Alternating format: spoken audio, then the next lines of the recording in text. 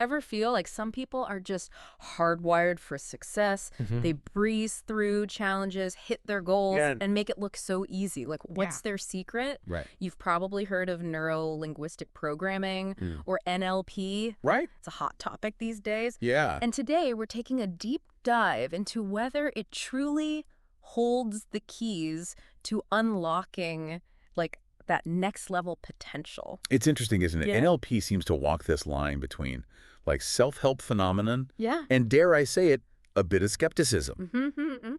We've got a fascinating mix of sources for this deep dive. Okay. From a very enthusiastic, holistic therapy website to the more measured perspective of, Wikipedia. Right. It's like they're talking about two completely different things. Yeah, totally. So for those who are just dipping their toes into this world, NLP is all about the connection between your thoughts, language, and behavior. Okay. It looks at how you process the world Right. and suggest ways you might influence those processes for, say, overcoming challenges or achieving goals.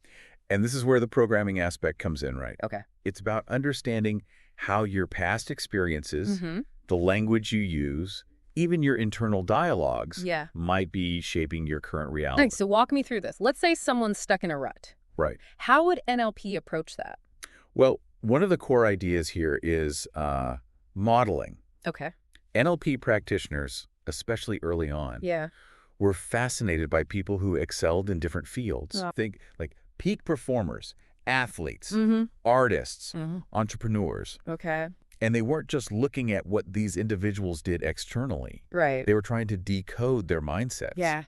Yeah. Their approaches to problem solving. Interesting. Their internal dialogues, even. So it's less about mimicking their actions and more about understanding the thought patterns behind their success. Exactly. What? NLP suggests that by understanding the strategies of highly successful people, we can adapt and apply similar principles to our own lives. Right. It's like reverse engineering success, breaking it down to its core components to see what makes it tick. That's a pretty cool concept. It's like that saying, success leaves clues. Right. But how did this whole NLP thing even come about? Well, that's where things get even more interesting. Both of the sources we have point to two guys, Richard Bandler, psychology whiz, and John Grinder, a linguist, as the co-founders of NLP back in the 70s. You can already see the foundation of NLP in their backgrounds, psychology and linguistics. Right. The mind and language connection. It's fascinating how NLP emerged from these two seemingly different worlds. Yeah.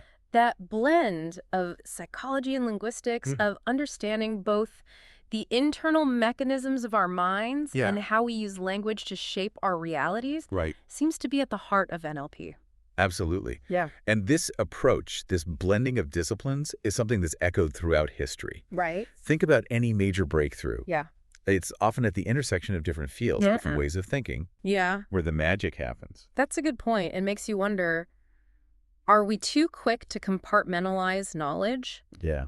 What if the real breakthroughs come from bridging those gaps, from seeing the connections between seemingly disparate fields? So I've been talking about this idea of modeling successful people. Right. But how does that actually translate into practical application? Yeah. Like if I'm struggling with, say, procrastination, can NLP really help me reprogram myself to be more productive? That's the million-dollar question, right? Yeah. And it's where NLP starts to get really interesting. Okay. But also where some of the skepticism comes in. One of the sources we have, the Holistic Therapy website, is very enthusiastic about NLP's potential for personal transformation. They talk about it almost like a toolkit for overcoming blocks and achieving goals. Okay, I'm intrigued, but also a little wary. Right. It's easy to get swept up in the promises of, like, self-improvement. Yeah. But what does NLP actually offer that's different from, say, positive thinking or affirmations? That's a fair point. Yeah. NLP isn't just about thinking happy thoughts. Okay. Although that can be part of it. Yeah. It's more about understanding the deeper structures of your experience. Okay. How your thoughts, emotions, and behaviors are interconnected. The idea that once you understand these connections, you can start to identify and shift patterns that might be holding you back. So if I'm constantly procrastinating, It's not just about telling myself to be more productive. Yeah. It's about digging deeper. And figuring out the underlying beliefs or thought patterns that are driving that procrastination in the first place. Exactly. Okay. Maybe you have a fear of failure or a belief that you're not good enough. Right. That's driving that procrastination. Yeah. NLP would suggest that by identifying and reframing those limiting beliefs, okay, you can start to change the pattern. It's like we're talking about debugging your own internal operating system. You've got to find the glitch in the code to fix the problem. Yeah. But this raises an important question. Right. If it's as simple as identifying and changing a thought, yeah, why isn't everyone doing it? If only it were that simple. Right. While NLP offers some intriguing tools for personal growth, it's not a magic bullet. Okay. And as you pointed out earlier, there's a fair amount of skepticism surrounding NLP. Right. The Wikipedia article, for example, uses the term pseudoscientific when describing it. Yeah, that definitely caught my eye. Right. What's the deal with that? Why the controversy? Well, some of the criticism stems from the fact that NLP's claims often aren't backed up by rigorous scientific evidence. Okay. There have been studies on NLP's effectiveness, but the results have been mixed. Yeah. And some critics argue that it oversimplifies complex psychological processes. So, it sounds like we need to approach NLP with a healthy dose of critical thinking. Absolutely. It's intriguing, but we shouldn't take everything we hear at face value. Precisely. Right.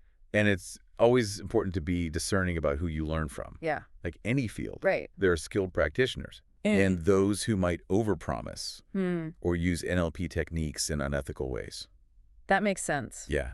But even with the criticisms, it seems like there are still some valuable takeaways here. Right? Oh, absolutely. This idea of understanding how our thoughts, beliefs, and even the language we use shape our reality, that's got to be useful. Totally. Even if we don't subscribe to every aspect of NLP. Absolutely. Even if you strip away some of the more controversial claims, there's a lot of wisdom in NLP's emphasis on self-awareness, the power of language, and the interconnectedness of our thoughts, emotions, and behaviors. And that actually reminds me of something the Holistic Therapy website mentioned. Okay. They talked about NLP being integrated with therapy holistique. Right. Which, if I'm understanding this correctly, means treating the whole person. Exactly. Okay. It's the understanding that we're not just our thoughts. Right. Or our emotions or our physical bodies. We're complex systems where all of these elements are intertwined. Right. So if you're feeling stressed at work, for example, that stress doesn't just stay in your head. Right. It impacts your sleep, your energy levels, maybe even your relationships. Right. It's about seeing the interconnectedness of your experiences. So it's not just about rewiring your brain. It's about understanding how your thoughts, emotions, and physical well-being are all connected and influence each other. Precisely. Yeah. And that holistic perspective can be incredibly valuable. Whether or not you delve deeper into the specifics of NLP, it's a reminder that lasting change often requires addressing multiple aspects of ourselves and our lives. So it's like that old saying, you are what you eat, but for your mind. Exactly. Right. You wouldn't expect to feel your best if you only ate junk food. Right. Yeah. It's the same with our minds. Right. If we're constantly feeding ourselves negativity, self-doubt, limiting beliefs, it's going to impact our overall well-being. That makes perfect sense. Right. But knowing that and actually changing those deeply ingrained thought patterns, those can feel like two very different things. Absolutely. Right. It's not always easy. Yeah. But that's where the real work of personal growth comes in. But even before you get to the techniques, the tools, the strategies, the most valuable takeaway from NLP, in my opinion, is the underlying premise itself. And what's that? The idea that our experience of reality is largely shaped by our perceptions. Okay. Not just our external circumstances, but how we choose to interpret and respond to those circumstances. Okay. And here's the kicker. Yeah. Those perceptions, even the ones that feel deeply ingrained, can be changed. So it's not about denying reality. It's about understanding that we have more agency, more control over how we experience that reality than we might realize. Precisely. It's about recognizing those moments when we're stuck in a negative loop. those self-sabotaging thoughts that hold us back. Right. And realizing we have the power to shift that perspective. Okay, that makes sense. Yeah. But how do we actually do that? Right. How do we go from feeling stuck to reframing our perceptions? Well, that's where the specific techniques of NLP come in. Oh. Techniques like anchoring, reframing, Okay. and even something as simple as Yeah. paying attention to the language we use. Right. But even if you never learn a single NLP technique, Okay. just the awareness that you have more control over your thoughts and feelings than you might realize, Yeah. that in itself can be incredibly empowering. That reminds me of that quote. Okay. The greatest weapon against stress is our ability to choose one thought over another. Exactly. Right. And that's not to say that we can just think our way out of every challenge. Right. Life is messy. Yeah. And there will always be ups and downs. But cultivating that awareness, that ability to step back, observe our thoughts, and choose a more empowering perspective that can make a world of difference in how we navigate those challenges. It's like we're not just at the mercy of our thoughts and emotions. Right, right. We have the power to choose a different path, a different way of seeing things. Exactly. Yeah. It's about recognizing that we're not just our thoughts.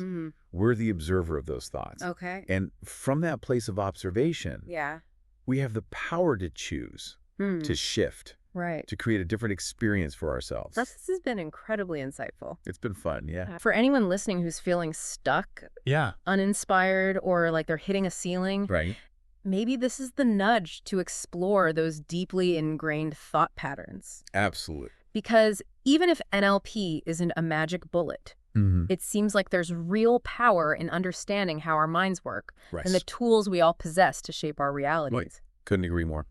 That's all the time we have for today's deep dive into the world of NLP. Yeah. We hope you found it insightful, thought-provoking, and maybe even a little bit mind-expanding. For sure. Until next time. Yeah. Remember, the power to shape your reality just might be closer than you think.